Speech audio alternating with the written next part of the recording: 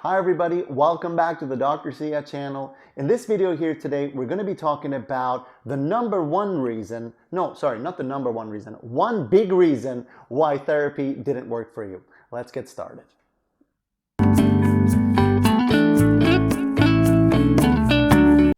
All right, so here's another reason why your therapy failed, and that is essentially that you were vague, that you as a patient were really vague and you weren't able to really find focus in that sense. You were maintaining this sort of sense of vagueness, and then as a therapist, what they did in response to that vagueness, rather than help you see that you were being vague, rather than help you see that this vagueness tends to happen for you or is happening in that moment, is that they just went with it. They just went with the vagueness. And a really big problem in therapists going with the vagueness of patients is that then they just start filling in the blanks themselves, because vagueness is the kind of thing that invites people to filling blanks with their own minds. Basically, it invites people to start mind reading or projecting, basically filling in the blanks, right? So what does vagueness look like? You might say something, like, so what are the problems you're having? You might say, oh, I might be like depressed or anxious or like be schizophrenic or something. I'm not really sure. Maybe a little bit of like those things. Now, of course, you just said here you might be depressed, anxious, or schizophrenic, and there are like three things that you said here.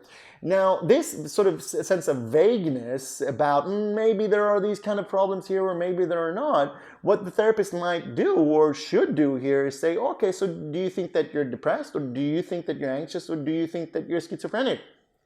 For example, and you might say, well, I think I'm all three. Okay, so we have three issues here that we need to look at. Which one would you like to look at first? Would you like to look at this idea that you're depressed first? And so on and so forth. We're clarifying issues as we go. Of course, if the therapist doesn't do that, they might instead say, all right, so you're depressed. And then the question is, so why did you go for the depression? When the patient said, I might have these sort of three things, why did you as a therapist decide that you're going for the depression? Well, basically because the patient went vague and you didn't know what to do with the vagueness, so you just went with something. Here's another example that might be even more relatable.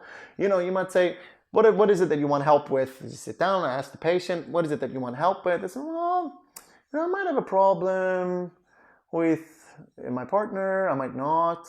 They might say, okay, yeah, you have a problem with your partner?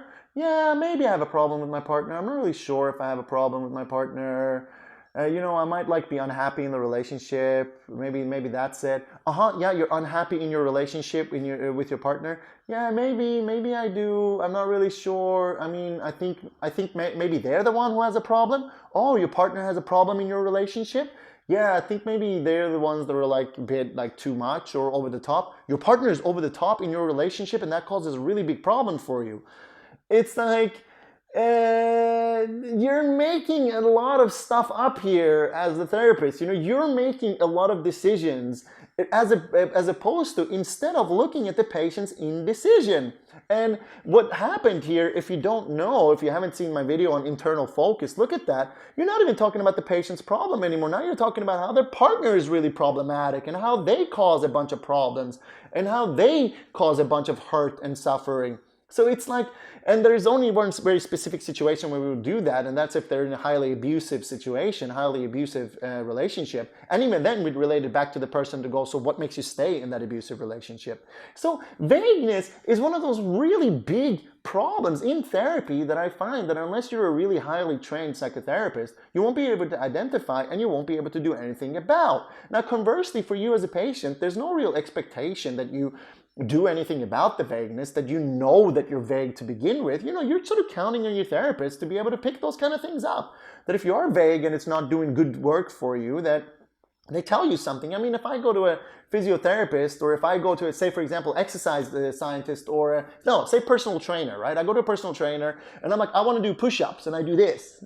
Isn't it their responsibility to sort of go, sorry, mate, I mean, I don't want to, offend you or whatever, but this isn't a push-up, you're just squeezing your head. So why wouldn't we do that in therapy? Why wouldn't we help the person, guide them towards what is therapeutic and what's not therapeutic? If a person comes in and they're vague, well, vagueness is not conducive to the therapeutic process.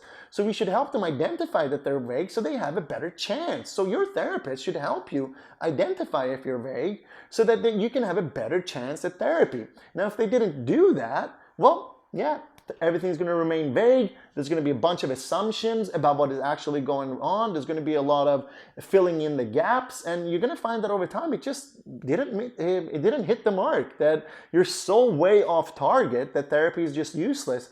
And then you either feel committed that you sort of have to say to not hurt your therapist's feelings, or you just, might ghost them, or you might just, one day just say, look, this isn't working for me, I want to go somewhere else. So if you are finding that vagueness is getting in the way of your therapy, go to your therapist and say, I think I've been vague, I want to get more specific, and I want you to stop filling in the blanks for me.